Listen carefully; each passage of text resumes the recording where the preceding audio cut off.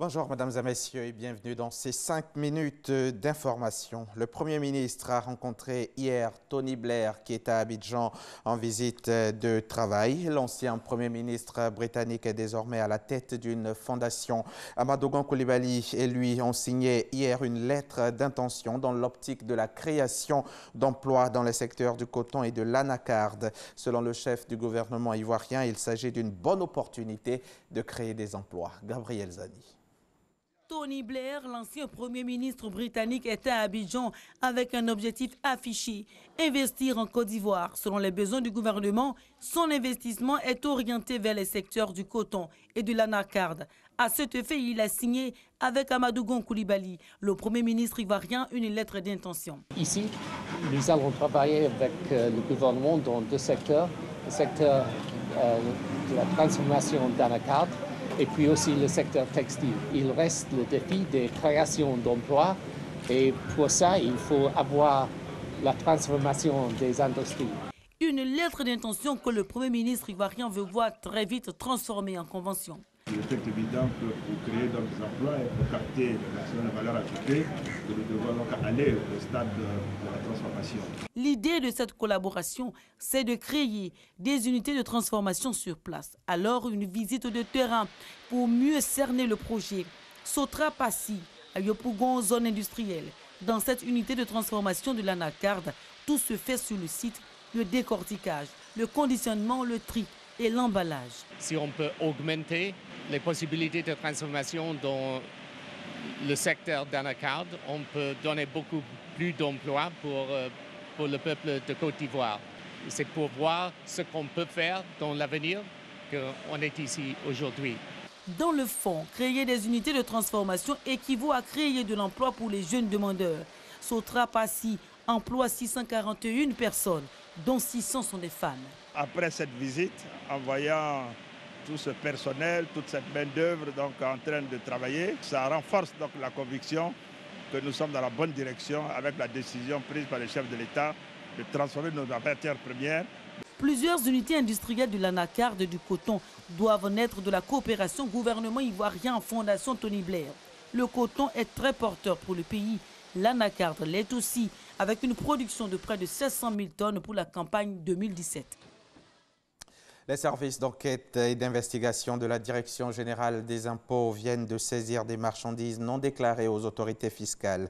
Des marchandises saisies auprès de 2 opérateurs économiques à Marcory et à Cocody. Il s'agit d'une fraude qui cause un préjudice de 6 milliards de francs CFA à l'État de Côte d'Ivoire. C'est donc une victoire dans la guerre qu'a déclaré la Direction générale des impôts aux opérateurs économiques indélicats. Le reportage de Jean-Luc Bangbo tout à l'heure à 13 h. Le directeur général des douanes ivoiriennes, lui, était hier l'invité de la 3e édition de la matinale de la modernisation, une plateforme d'échange initiée par le ministère de la modernisation, de l'administration et de l'innovation du service public. Modernisation de l'administration des douanes, quel défi? Voilà le thème de cette rencontre. Occasion pour le colonel-major Alphonse Pierre Da d'exposer les applications développées par les services douaniers, à simplifier les procédures et surtout à accroître les performances des applications à la pointe de la technologie après le dédouanement frauduleux de véhicules au guichet unique automobile. Le témoignage de Lonsine Bakayoko dans l'édition de 13 h.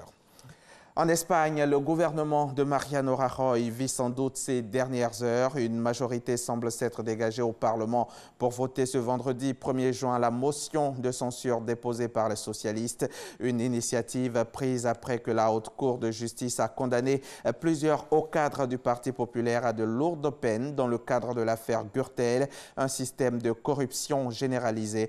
C'est ce qu'a estimé la justice. Si la censure est votée, c'est une page qui se tourne pour l'Espagne, mais avant ce vote, Mariano Rajoy a reconnu sa défaite.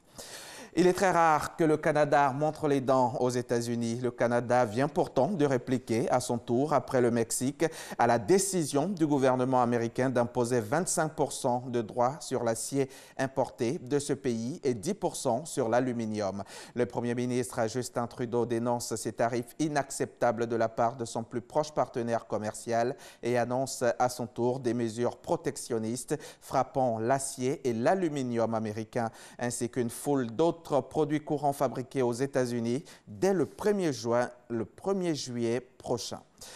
Ici à Côte d'Ivoire, Marie-Josée Talou est ivoirienne, mais elle a remporté la finale du 200 mètres féminin lors de la 4e étape de la Diamond League 2018 disputée hier jeudi soir à Rome, en Italie. La triple vice-championne du monde en titre du 100 mètres, 200 mètres et 60 mètres en salle a fini sa course à la première place au Stadio Olimpico de Rome avec un chrono de 22 secondes et 49 centièmes, réalisant ainsi sa meilleure performance personnelle sur cette distance. Avec cette victoire, Marie-Josée Talou comptabilise au total 13 points, prenant ainsi la tête du classement de l'épreuve du 200 mètres. Elle est suivie par la Suissesse Mojinga Kabunji, deuxième avec 10 points, qui est à son tour talonnée par la Jamaïcaine Sherika Jackson avec ses 9 points.